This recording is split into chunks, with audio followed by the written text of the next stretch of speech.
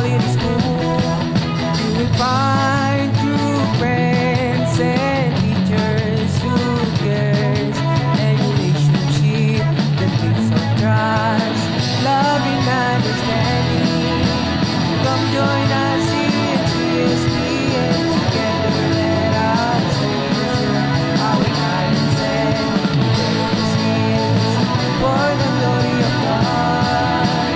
We are not an alien, and like to make the world a better place. We should be a part of God. Together we can make the difference. Come join us here at CSP, and together let us treasure our talents and develop skills for the glory of God. We are not an alien, and try to make the world a better place. We wish to be a part of us. Together we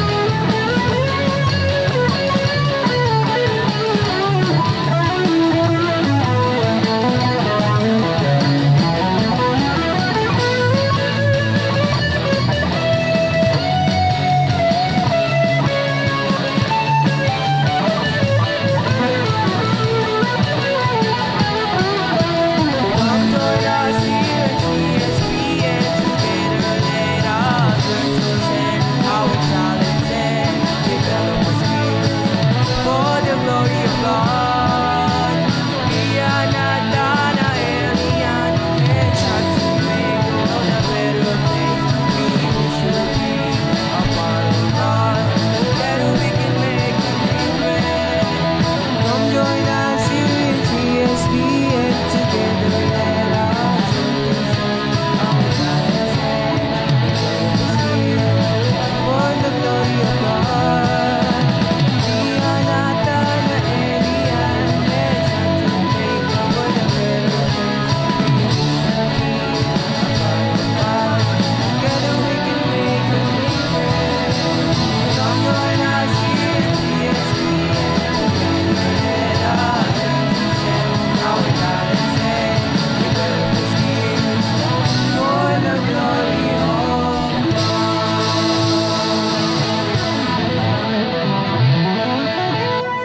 In the name of the Father, and of the Son, and of the Holy Spirit.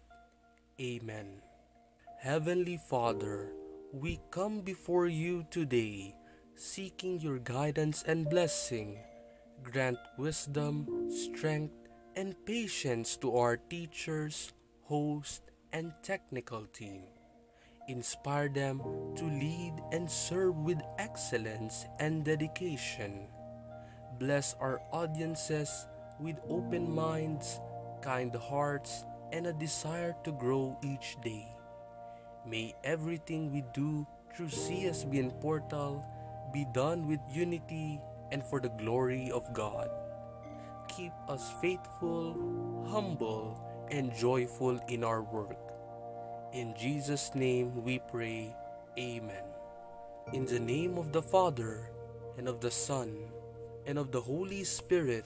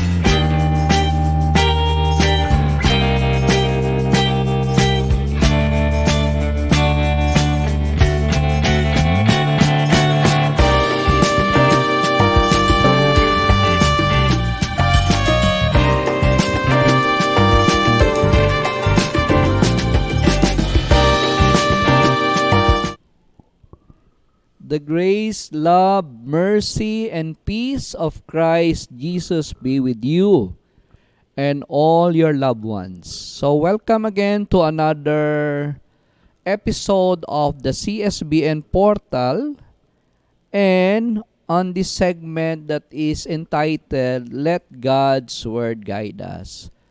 So for today, I have chosen a passage from the letter of St. Paul to the Romans, chapter 13, verse 12. So kindly read with me, together with me, if you have a Bible or a sacred scripture. Look at the New Testament and at the letter of St. Paul to the Romans, chapter 13, verse 12. So I am using here the Christian Community Bible, Catholic Pastoral Edition, published and printed by the Claretians. No?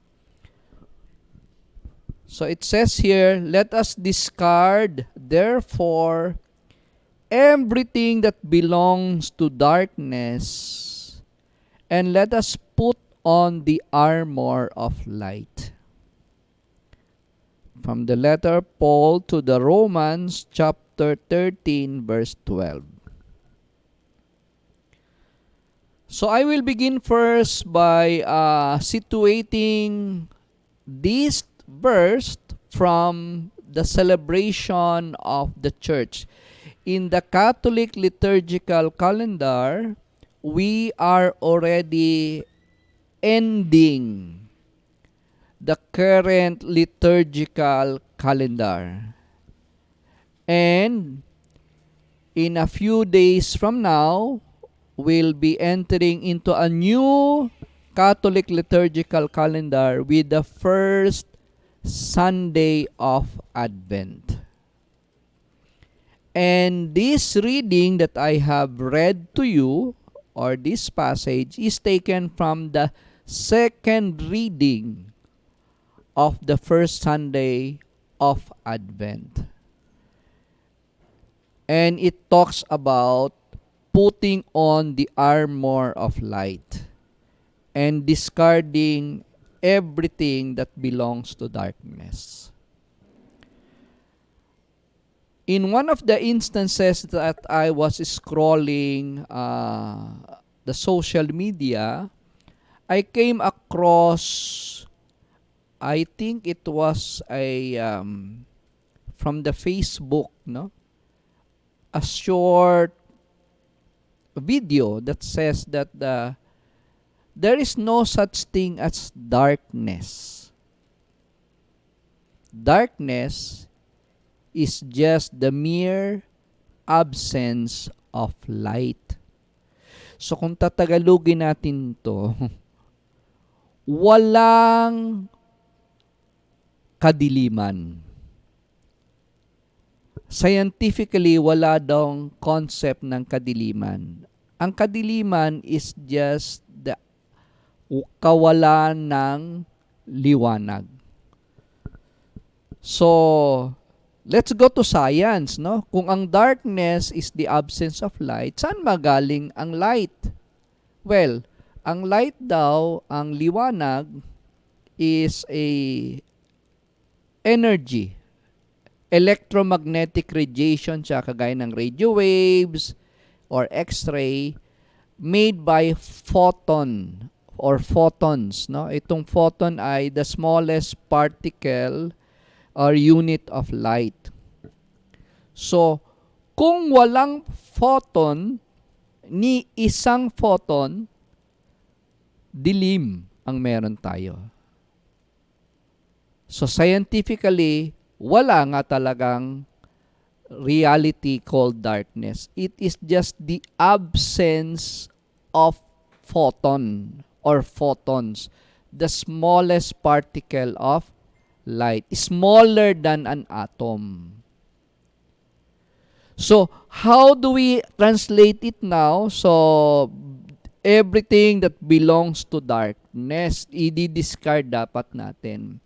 We are creatures of God. In fact, nakita ko rin to sa social media, na meron akong napanood na pinakita nila na ang tao pala in the very moment of conception, no? Alam naman natin, no, na it takes a man and a woman, and then a man na manggagaling sa kanya 200 to 300 million sperm cells. It will just take one sperm cell to meet a fertilized egg. At ang maganda dito, because of the development of technology, yung pag-meet na yon ng sperm cell dun sa egg ay nagkakaroon ng flash of light. Wow! At the beginning of conception, at the very beginning of life, ay may liwanag. At ito daw ay nagagaling sa zinc na meron yung egg ng babae na fertilize. At pag na-meet ito ng sperm, nagkakaroon ng flash of light. Beautiful, no? Beautiful. Bakit beautiful? Kasi it tells us that life is a product of light. God is life. God is light. And therefore, parang sinasabi sa atin ni St. Paul, everything that denies God ay dapat iwasan natin. Kasi we are beings of light. So in this Advent, as we're preparing for the coming of Christ into our lives, no, let us remind ourselves that tayo ay mga creature of the light, creatures of God. So everything that will separate us from God, yun ang dapat nating iwasan. Yun ang dapat nating layuan. Yung kadiliman. Nakagaya ng naranasan natin sa Pilipinas, yung kadiliman dahil sa kasalanan, sa kasakiman, sa pagnanakaw, sa pagpaplunder.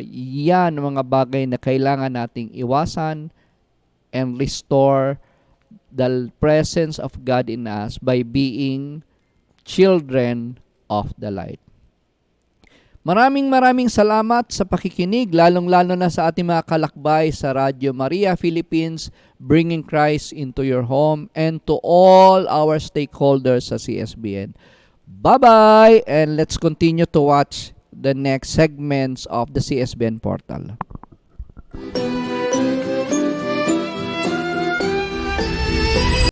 Isang mapagpalang araw mga kalakbay at mga senturyon sa inyong pakikinig, pakikisa sa amin.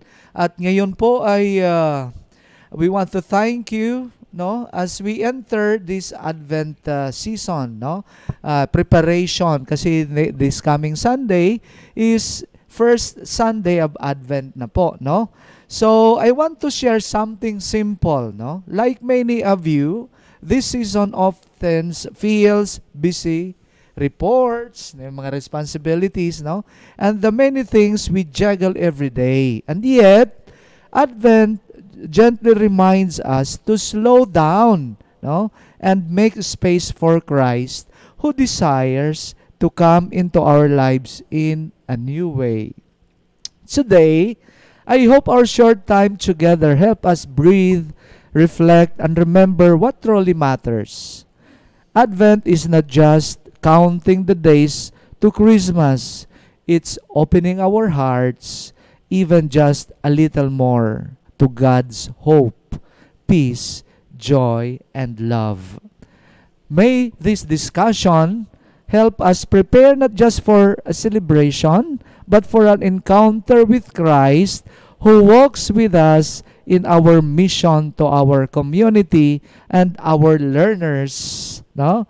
Thank you. And let's begin. So, with me is my student. Yan, anong section? Honesty. So, magpapakilala po siya. So, introduce yourself to our viewers po. Good day everyone. I'm Athena Esteras po. So, Athena, no? So, kanina sinasabi Althea. Kapatid pala niya. Okay. So, let's have our shout out muna, di ba? Shout out muna sa mga na viewers natin, yung mga fans, Okay. mga friends mo, 'di ba? Yung mother mo, 'yan. Shout out po kila Yuna Chua. Shout out po. Yun na Chua. Shout out mo si Luis na hindi pumunta. Luis Quadra, shout out po. Di ka nagpunta. Okay. Sige.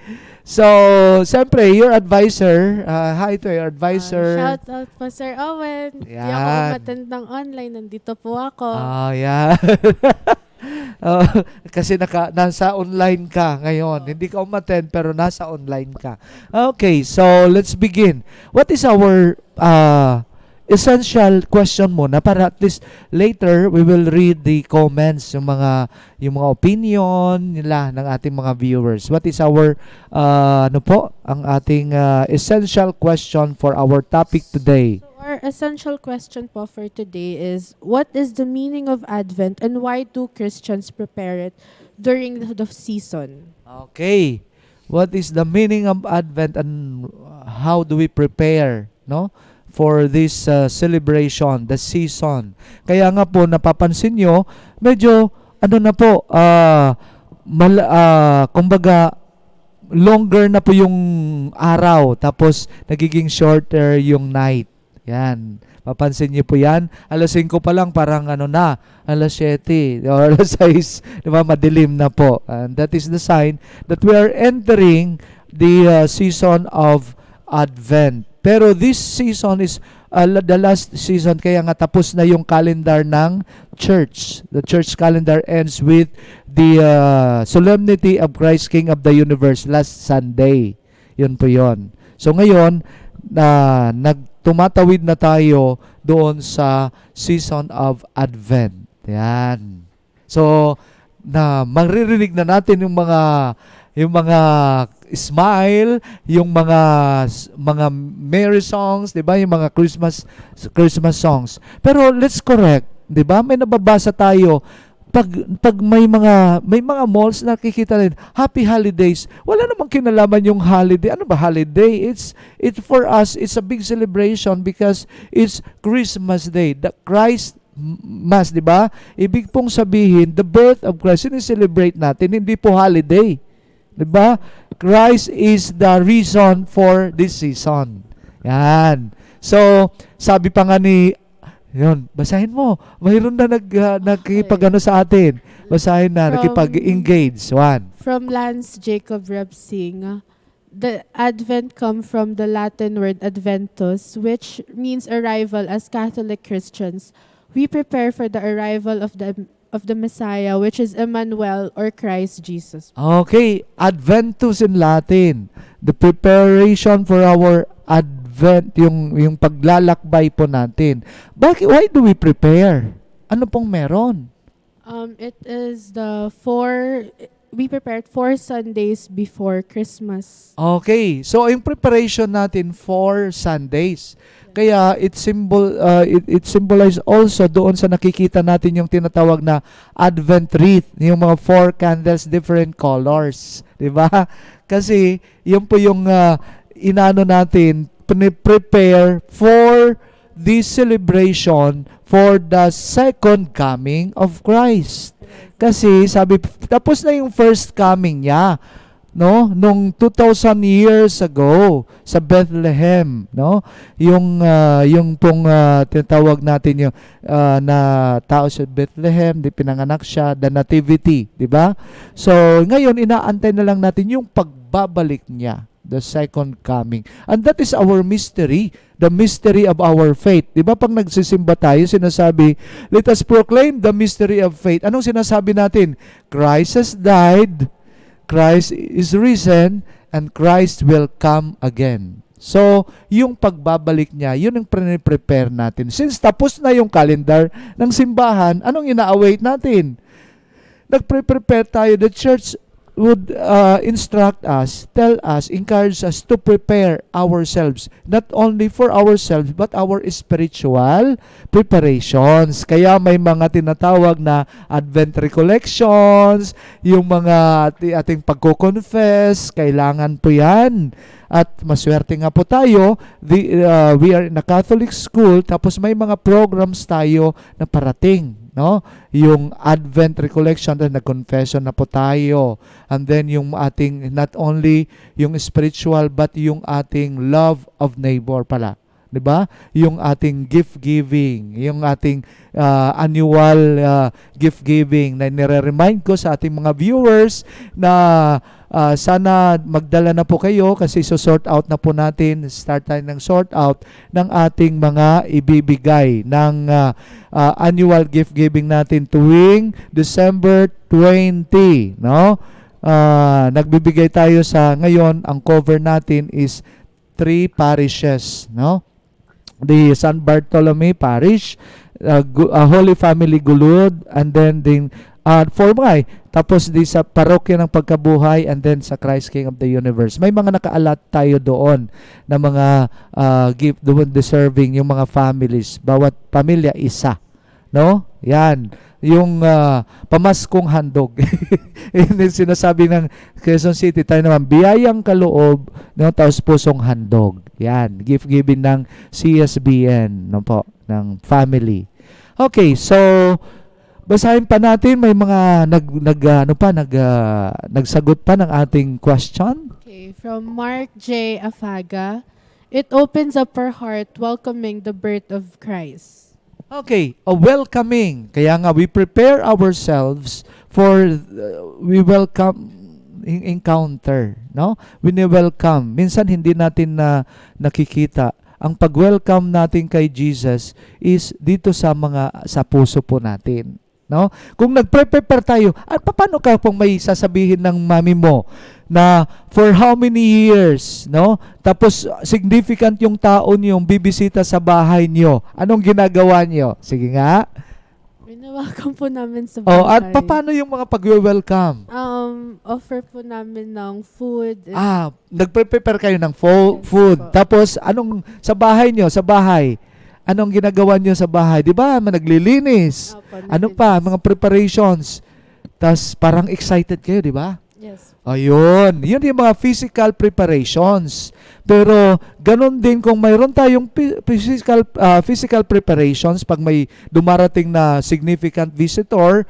So ganun din ang pag-prepare natin, ito pa. Kaya yung Savior po natin. That's why we prepare ourselves, yung preparation physically and then spiritually. Yun. So sign up spiritually yung mga pag-practice natin ng doing good works, 'di ba? Yan, Athena. Galing ano. So hi ka naman diyan sa ating camera. Hi. Okay, shy ka ba? Hindi. Dapat confident kasi mapapanood ka hindi lang dito sa ating portal, kung hindi doon pa later ito ilalagay po ito, ilalive din ito sa Radio Maria Philippines International, yung ating yung ating program dito na. At basahin natin yung pangatlong nagsagot ng ating essential question. From Kristen Belkes Hulipa, Advent is a time for spiritual reflection, expectation, and preparation for both the celebration of Jesus' birth at Christmas and the anticipated second coming of Christ. Each Sunday, light one candle and reflect on its theme. Ayun. So, this coming Sunday ay sisindihan na yung unang candle doon sa Advent Wreath, yung 4 candles, sinasabi, 4 Sundays of preparation. Tapos, not only that, dapat maintindihan din po natin that ang napakahalaga yung mensahe ng bawat Sundays. May theme po yan. Kaya nga, dapat tapos pakiusap din po, ito sasabihin po natin sa mga viewers, sa mga listeners po natin, na dapat hindi yung mindset po natin pag nag-a-attend po tayo ng simbang gabi, Na 'di ba? So, kumpletuhin natin yung simbang gabi. So hindi po dapat ganun ang point natin. Hindi natin kukumpletuhin, but maganda po ngayon, we collect, we complete the homily, yung homily, the message of Christ during the homily ng simbang gabi. Hindi yung kukumpletuhin natin per se yung simbang gabi, but the homily, yung mga lessons na binibigay sa atin. Yung po dapat kinocompile natin. Yung day 1, yung simbang gabi, day 1. So ano po yung message ni Christ para sa atin, yung homily ng pari. Dapat yan ang kinokolekt, nakukompleto, hindi yung pagsimba lang. Kasi yung iba, okay, kompletuhin ko lang, magsisimba sa labas naman. Hindi dapat. So, dapat, the correct gesture is to complete the message of that homily sa 9 days novena. Okay? Intindihan natin? So, maraming salamat, nabiting ka pa. Anong sasabihin mo? One last message doon sa ating mga viewers, Athena? Wala na. So, maraming salamat at babalik tayo, magbabalik.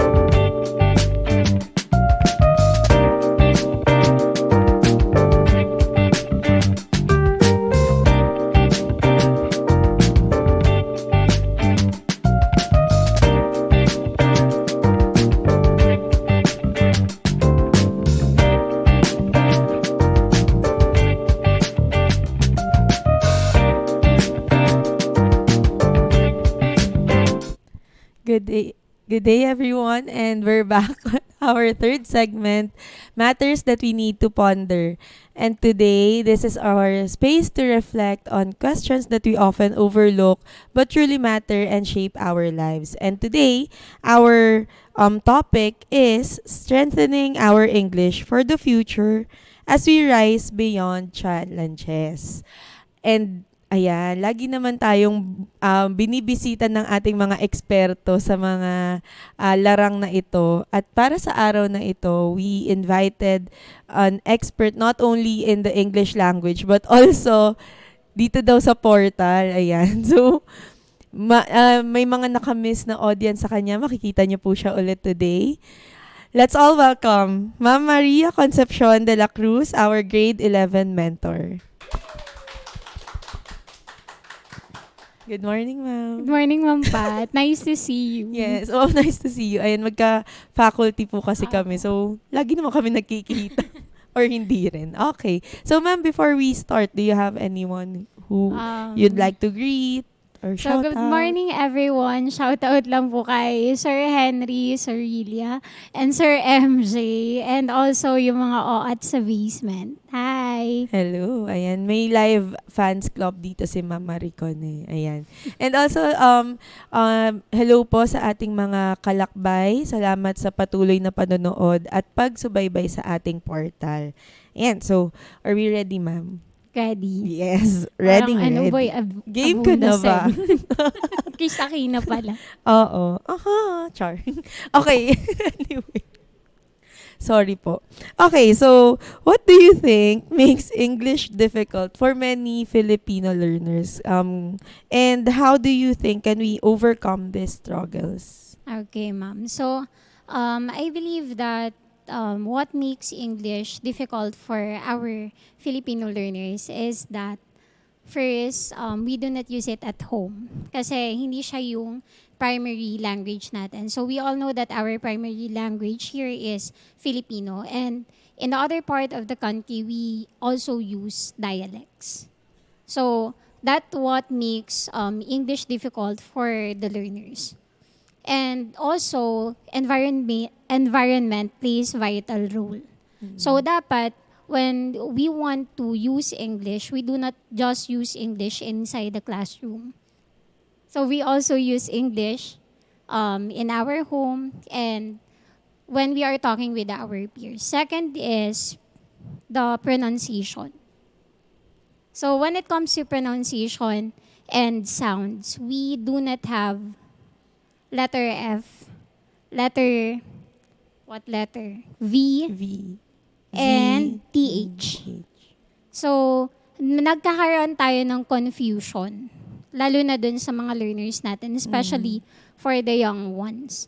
So, minsan, ang nangyayari is napagpapalit yung letter P and letter F, yung T and TH sounds natin, and also yung V and letter B. Kasi magkaiba yung alpabetong Pilipino when it comes comparing to the English alphabet. Next is what else?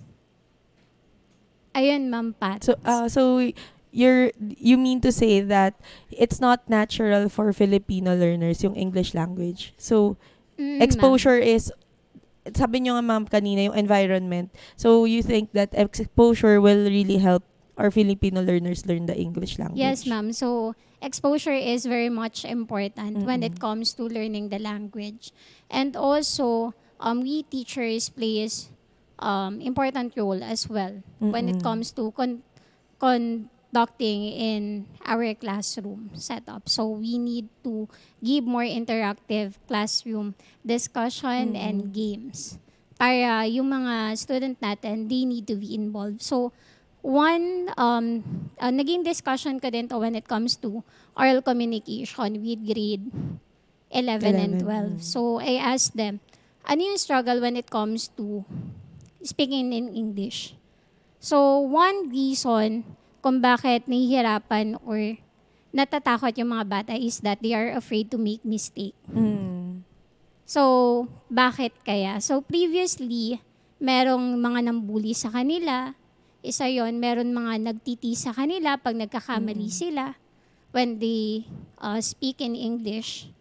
And I think kailangan natin i-address yun. So, lalo na as a teacher, pag nagkamali yung estudyante, lalo na sa classroom natin, dapat hindi natin sabihin agad yung pagkakamali. So, ilabas natin sila sa room and then doon natin state ano yung maling nasabi or ano yung pwedeng i-improve ng bata. Para ganun, hindi sila mahihiya when it comes to our class. I think this was also mentioned by Ma'am Jazz last session na in our last episode that she really helps her learners parang kumbaga change their mindset na it's okay to make mistakes. Parang ganun niya ni-reformat yung perspective na it's okay to make mistakes as long as you practice and practice, mag-improve yung English language, yung Yes, paggamit ma'am. ng English language. So, ayun din, isang way is that kailangan din natin i-practice yung English natin, lalo na Yes. for our student. Yes. And aside from pronunciation and yung grammar, 'di ba, ma'am? We also have to it is important for us to focus our enhancement on the reading comprehension of our learners. So why do you think it is important yung reading comprehension? Is it important for success in school and in life? Especially now, recently we had a low performance in the PISA, yung mga global assessments na ginagawa. I believe, Ma'am Pat, that reading is very important, especially when we want to understand other subjects. So, academically saying. So, hindi mo maintindihan yung isang subject when you cannot really understand English, especially when it comes to reading. So, for instance, for mathematics subjects, we cannot actually determine the answer to a problem if the student cannot recognize the problem itself. Kasi sabi nga natin, di ba, 50-50 yun. If you understand the question, certainly 50% you will answer the question. Pero kung hindi mo maintindihan yung question, then paano natin sasagutin yung tanong? So, ganun din when it comes to the PISA. So last 2022, the result of PISA is the Philippine ranked 76 out of 81 countries. So kung mapapansin mo, Ma'am Pat, sobrang baba natin. Yes. Oo. Diba? So actually, it calls and needs for improvement when it comes to the literacy. So ano yung ginawa ng DepEd para masolusyonan ito? Kasi naging problema ito ng country natin. So first, nag-provide sila for Fridays ng intervention. The second one is reading remediation. So at least I think 30 minutes kasi hindi naman tayo kasama sa public school. So baka meron pa silang ibang programs na hindi natin alam. Next is the Matatag curriculum. So kung mapapansin natin, binago din po yung curriculum natin. So sa Matatag curriculum natin, nagbawas ng competencies. Sino? Si English and si Mathematics. On the latter side, we add competencies for science. So ayun yung naging hakbang para matugunan yung yung para sa PISA result natin. On the latter side, in our school, we do not, hindi tayo kasama din sa PISA, hindi po tayo isa sa mga eskwelahan. Kasi I think in the Philippines, 180 public school po ang Respondent or participant ng PISA. And only one school got proficient. Ayun. So yun nakakalangkot na katotohanan. Yes. Oh. So we really have to work together, yung teachers, yung administration, and also the parents. Syempre, malaking factor yung parents na they have, kumbaga, continuous learning at home, hindi lang sa school. Tama, ma'am? Yes po, ma'am. So, Yes. ayun, continuous learning, not just in school, but also when it comes at home. So, we are also talking about the initiative of children. Yes, that's right. And aside from that, syempre, ma'am, we also have to target yung 21st century learning skills, yung integration ng technology with learning. So how do you think can digital tools and technology help or be used to improve English learning and help address these gaps that we have just mentioned? Okay, ma'am. So, I believe digital learning for now is very good when it comes to self-paced learning for the student. So, pwedeng kahit sa bahay, they can study, they can learn something new. So it is limitless. Mm-mm. Okay, but once again, we need to pay attention to our kids. Okay, so sa parents, lagi po natin titignan kung ano yung napapanood. Kasi even you are reading, it can also corrupt the minds of kids. It can also corrupt the morals of our kids. So, we already need to pay attention kasi hindi lahat na nababasa is maganda para sa kanila. On the latter side, Ma'am Pat, ano nga ulit yung question? How can digital tools and technology help English learning? Okay, so here in our school, we have Scholastic. So, ayan. So, laging binabasa yan ng Koski Amara. Yes. Hindi ko sure kung lag. Oo, nababasa. So, ayun po. Kasi sa school natin, we are using the Scholastic as reading. Reading our reading partner. Okay, reading Yes. partners po natin. So, there, they can choose their own book and they can also take quizzes. So, dito, nagkakaroon sila ng imagination and also they can choose. So, mas maganda po para sa kanila yon. On the latter side, for the assessment, we also have the iReady. So, here, it is diagnostic assessment. So, sa iReady, dahil hindi po tayo nga part ng PISA, sa iReady, we assess kung ano yung gaps of our student when it comes to the competencies that we need to enhance. Yes, okay. So, thank you, Ma'am Con, for sharing all those insights. And yung mga practices din natin, best practices natin in school. Yes po. Ayan. So, now we go on to our part or segment sa ating session ngayon na fact or myth. I think you're familiar with this. And ito kahit ano na lang, onting explanation na lang since most of this you have tackled already earlier. So, for the first statement, low reading comprehension affects performance in all subjects, not just English. Fact or myth? Okay, So, Ma'am Pat. let's wait for our audience to share their ideas as well. Ayan, okay. So, may mga sasagot dyan mamaya, Ma'am Con. So, what is your take on this statement? Baka iniisip pa nila eh. Okay, ma'am. So, I believe that is fact. Kasi po, if we do not know how to read and understand text, then definitely it will matter with the other subjects. For example, sabi ko nga yung kanina, when it comes to math and when it comes to science, when it comes to the concept, and also for science, for the history. So, sa lahat po ng subjects, sa lahat ng aspeto, we need to have reading comprehension. Same goes with the Filipino language. That's right. And do you think reading English books for just 10 minutes a day can significantly improve reading comprehension over time? Is it a fact or a myth?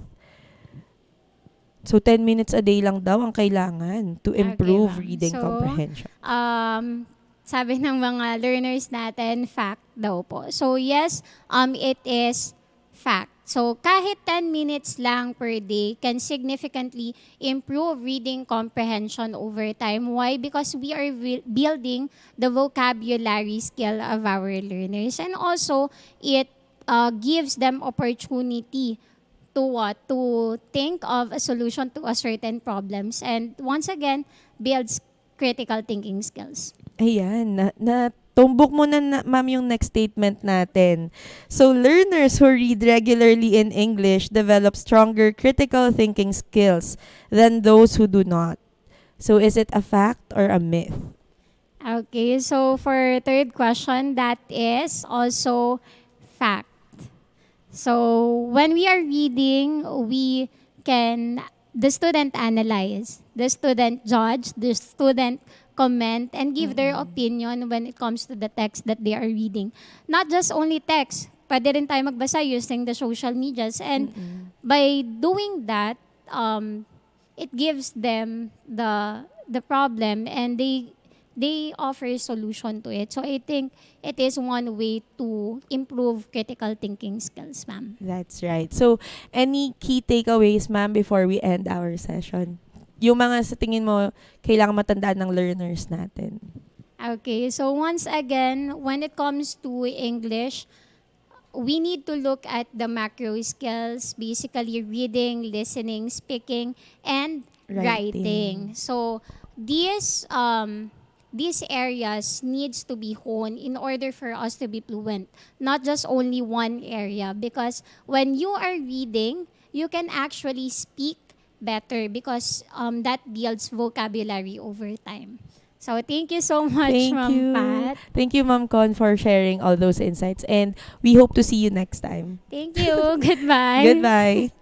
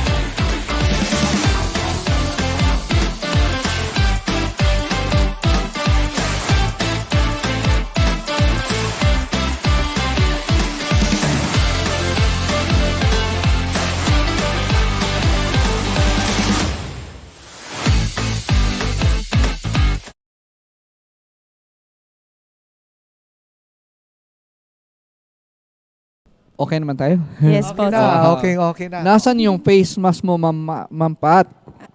I'm feeling better. Better na Wow, better. talaga naman. Okay. Sige, meron ba tayong mga announcements for today?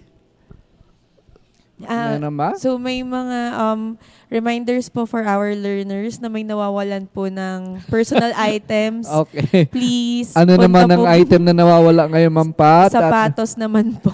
okay, a pair of black shoes, Yes, tama? a pair of black shoes. So Male please, ba or female? Female. Female. Female. Anong size, ma? Anong Hindi ko brand? muna. GB shoes. GB Shoes po. Baka So, meron po please. nakalimot ng kanilang sapatos. Yes, drop by po kayo dito sa registrar para makuha po ninyo. Yan. Okay. And then we have to say cheers and good luck sa ating mga Green Centurions junior basketball players kasi meron silang final game sa Later. St. Francis. Kailan ito, Sir Perry? Kailan to, ma'am? This ano po? Today. Today na. This week.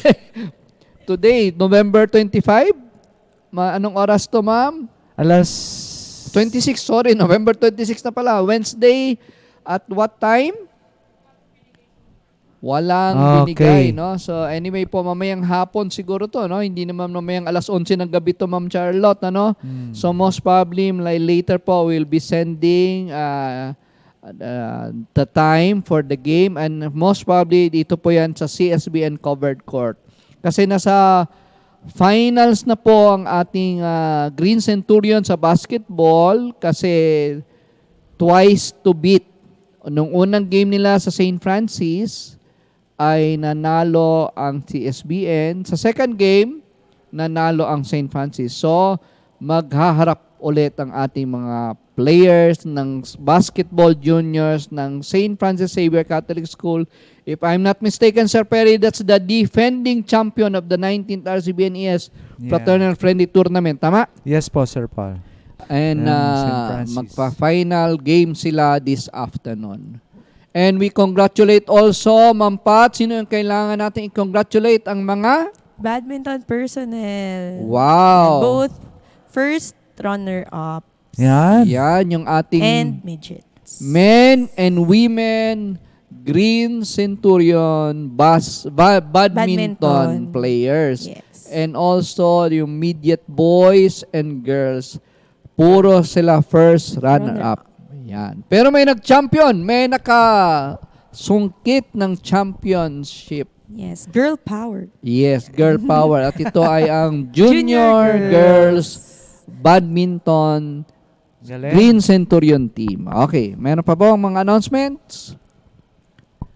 Any other announcement? Holy Communion. Okay, this coming December 3 is our annual Advent recollection sa teachers, parents, legal guardians po, no? So December 3 is a what day, Sir Perry? December at anong oras? 3 is Anong venue? Wednesday at ang venue po natin ay depende po sa survey mamaya kung marami nga attend sa ang venue po natin, papaalam natin sa church, sa San Bartolome Parish Church. Kung okay naman po, kasi sila sa third floor, dito lang sa Old Building 2010, no? Yeah, sa third floor ang venue. So mayroong option A, option B ang venue. Pero 9 to 10 is talk about recollection, and then 10 to 11 is mass. Yan po.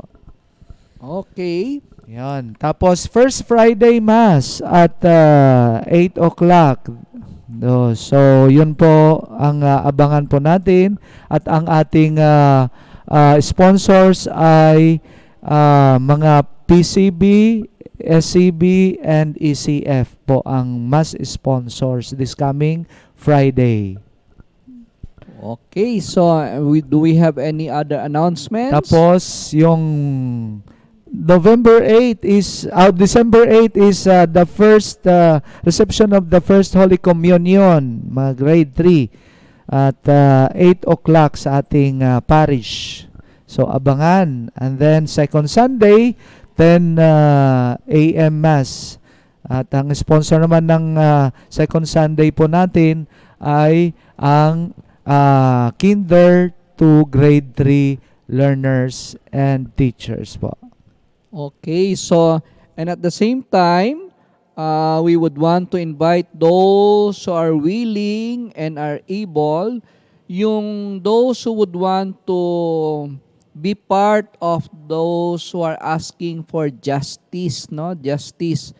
And at the same time, to seek for, kung pwede nga, retribution, for those who squandered the money of the people doon sa connected sa flood control programs na nakulimbat ng mga iilan, no? Hindi naman po lahat ng politicians ay masasama, hindi naman lahat ng contractors, pero may mga iilan na nasangkot dito. So meron pong inorganize ang mga Catholic Church leaders and other leaders from religious denominations or groups, at ito po ang tinatawag nilang Trillion Peso Movement. And there will be a peaceful prayer rally on November 30. Dito po yan gaganapin sa EDSA People Power Monument. At ito po ay babasahin natin, Dear fellow leaders, esteemed educators, and valued partners in Catholic education ministry. Fulfilling our moral duty as heads, teachers, employees, and senior high school students of MAPSA member schools, Let us join the Trillion Peso March movement at EDSA Rally on November 30, 10 o'clock in the morning up to 4 o'clock in the afternoon to advance accountability, transparency, and good governance. With prophetic voice, let us train onward with hope and trust to call for national transformation, build a better nation, and usher in a bright future for all. So join us and demand on November 30, 2025 at EDSA People Power Monument, ikulong, ibalik, ihayag, bilisan. Yan po ang sigaw ng mga organizers ni Trillion Peso March Movement. At isa po sa mga conveners ay no less than our own school director and RCBNES superintendent, signed Father Albert Endelvo, PhD, President ng MAPSA. Okay, so don't forget po yung mga pupunta, hindi po to pilitan, pero yung mga willing, prayerful, peaceful rally po ito, tie a white ribbon. No? Yung white is the color po ng mga Trillion Peso Movement. Hindi po to calling for resignation ng President. Hindi po, no? Hindi ganyan.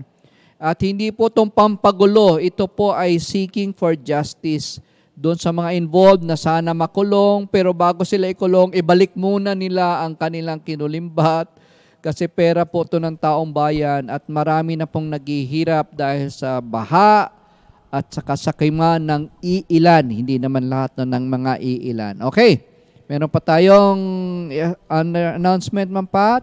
Yes, our new official partner, FEU, NRMF, and CSBN, we had Signing of memorandum of understanding. Yes, Yeah. of understanding last November 24, 2025. Ang Ayan. CSBN Thank you. at ang Far Eastern University Nicanor Reyes Medical Foundation along Regalado Avenue, Fairview, Quezon City. Okay. Si Ma'am Daisy Cervantes. Yes, hello. Anong pong sinasabi, Sir Perry? Good morning po. Tapos may hello. Ayan, Okay. Sir Paul. Yan. kay Ma'am Daisy. Hello, Ma'am. Hello. Meron pa isa. Sino to? Si Sandra Centeno from For Prudence po. Yan, Hello no? po, Sir Paul, Sir Perry, and Ma'am Ma'am Pat. Pat, yeah. Oh. Okay, So, Okay, so yan, kakanta na si Ma'am Pat kasi wala na siyang face mask. Sige. oh, To close our beautiful episode for the CSBN Portal today, we offer you this wonderful song from the Society of Jesus po. No? Mga Jesuits po ang nagsimula nitong kantang ito sa Philippines. In In omnibus amare, in omnibus servire, in omnibus amare et servire, Domino, in everything love and serve the Lord. Goodbye, everybody. Goodbye. In the name of the Father, and of the Son, and of the Holy Spirit. Amen. Heavenly Father, thank you for guiding us throughout today's program. We are grateful for the lessons shared and the efforts of everyone involved. Help us apply what we have learned in today's CSBN Portal program. Everything we learned today, we offer to you for the glory of God. Amen. In the name of the Father, and of the Son, and of the Holy Spirit.